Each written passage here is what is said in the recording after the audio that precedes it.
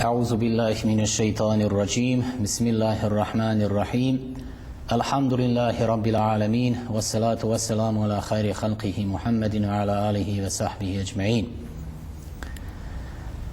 U poznatom dijelu min Wasaja ar-Rasuli Muhammed Mutawalli ash-Sha'ravi prenosi predaju od poslanika sallallahu alejhi ve sellem, u kojoj poslanik sallallahu alejhi ve sellem Muaz ibn Džebel radijallahu anhu kaže. Naime, Muaz ibn Džebel radijallahu anhu prenosi ovu predaju pa kaže: poslanik me ovasijetio, to jest oporučio, posavjetovao, zadužio sa 10 savjeta. Inače, poslanik alejhi salatu veselam, vidjet ćemo, zabilježeno je dosta predaja, obraća se upravo Muaz ibn Džebelu. Samo kratko da kaže, Muaz ibn Džebel radijallahu anhu je bio jedan od ashaba Allahova poslanika sallallahu alejhi ve sellem koji je zavolio pejgambera, a nije ga ni vidio. Naime, sa 18 godina je primio islam, slušao je poslaniku alejhi salatu veselam mnogo toga od ambasadora koji je bio u to vrijeme u Medini i dosta toga je kazao Muaz ibn Džebelu, a evo u ovoj večerašnjoj predaji poslanik alejhi salatu veselam vasijeti, oporučuje Muazu, a preko Muaza kad god poslanik alejhi salatu veselam se nekom obraća, treba da razumimo, shvatimo da se meni i tebi u toj situaciji obraća, pa kaže: o Muaze, ne čini Allahu dželešanuhu širka, makar bio ubijen ili sagorio. Ne zlostavljaj roditelje, makar ti naredili da napustiš čeljad i imovinu. Ne izostavi namjerno propisani namaz, jer onaj ko namjerno izostavi propisani namaz, njega napušta Allahova dželešanuhu zaštita. Ne konzumiraj alkohol, jer je to izvor svakog zla. Čuvaj se grijeha, jer sa grijehom dolazi Allahova dželešanuhu srdžba. Ne bježi sa bojnog polja, makar ostao sam. Ako smrt uzme sve ljude, ti ostani čvrst i nepokolebljiv. Investiraj u svoju čeljad od svog truda. Ne diži štap odgoja sa njihovih tijela. Boj se Allaha za odgovornost prema njima. Naime, prva stvar koja je ovdje spomenuta, i mi smo učili još u Mektebu, najveći grijeh koji možemo počiniti prema Allahu dželešanuhu je da mu prepisujemo druga, da mu širk činimo. Kako to Allah dželešanuhu u suri Lukman kaže: inne širke le zulmun azim. Zaista je širk najveći zulum, najveća nepravda. Zašto je najveća nepravda? Pa vidite, Allah dželešanuhu stvorio nas je, kako to Kur'an kaže, lakad haleknal insane fi ahsani takvim, stvorio nas je u najljepšem obliku. I zaista, malo ako smo pošteni, pogledamo sebe onako kako smo stvoreni, vidjet ćemo da svaki naš organ ima svoju ulogu. O svakom našem organu se može puno razmišljati. Allah dželešanuhu stvorio vodu, stvorio zrak, stvorio mene i tebe. Radimo kao jedna savršena mašina i onda šta se dešava?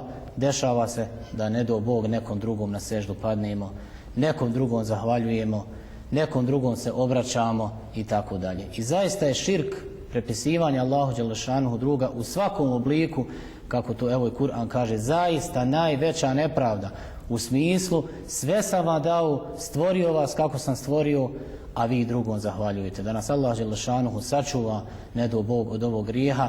Drugo što je poslanik sallallahu alejhi ve sellem Muazu ovdje oporučio, a svakako svima nama, inače posle pokornosti Allahu dželešanuhu, kako to Kur'an govori i kazuje, jeste pokornost roditeljima. Pa Allah dželešanuhu kaže: reci, dođite da vam kažem šta vam vaš gospodar prepisuje, da mu ništa ne pridružujete i da roditeljima dobro činite.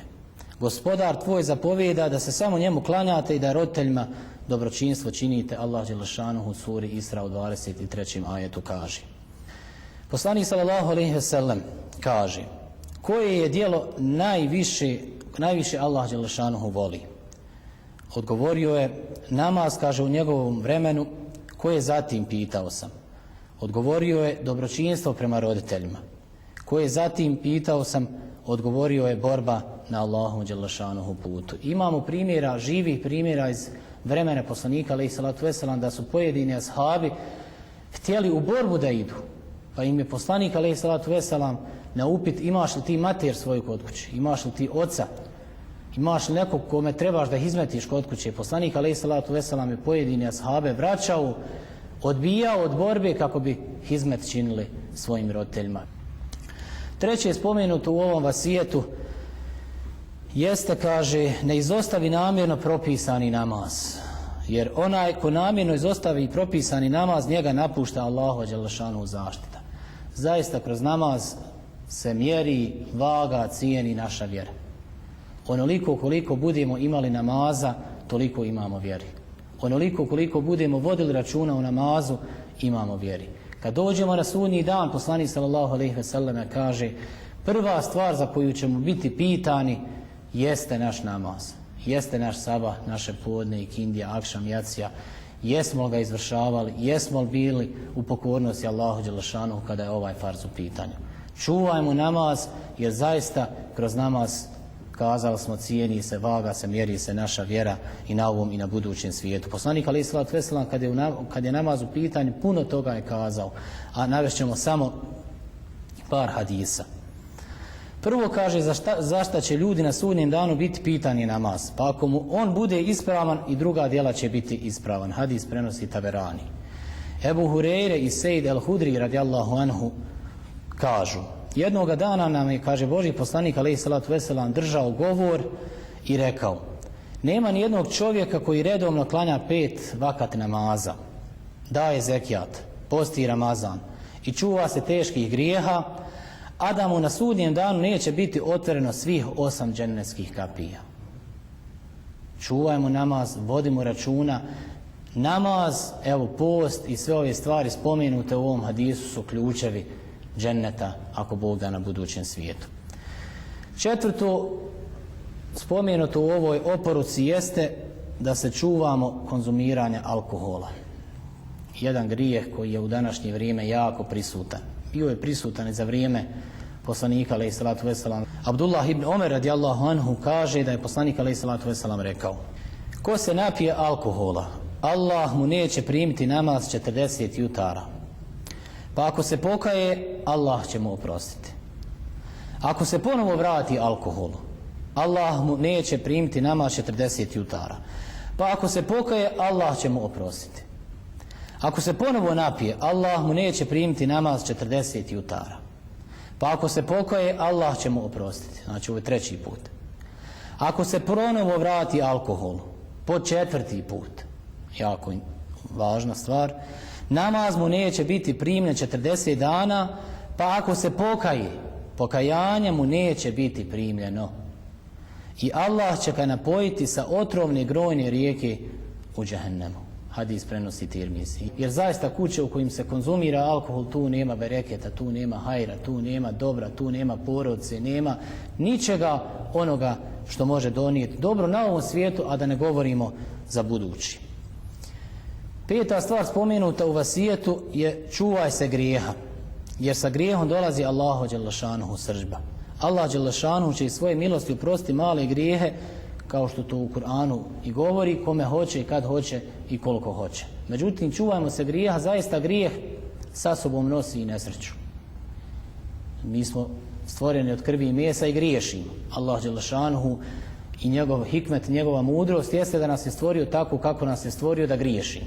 Međutim, kako to poslanik alejhi salatu vesselam kaže, najbolji onaj griješnik je koji je svjestan svog griješenja.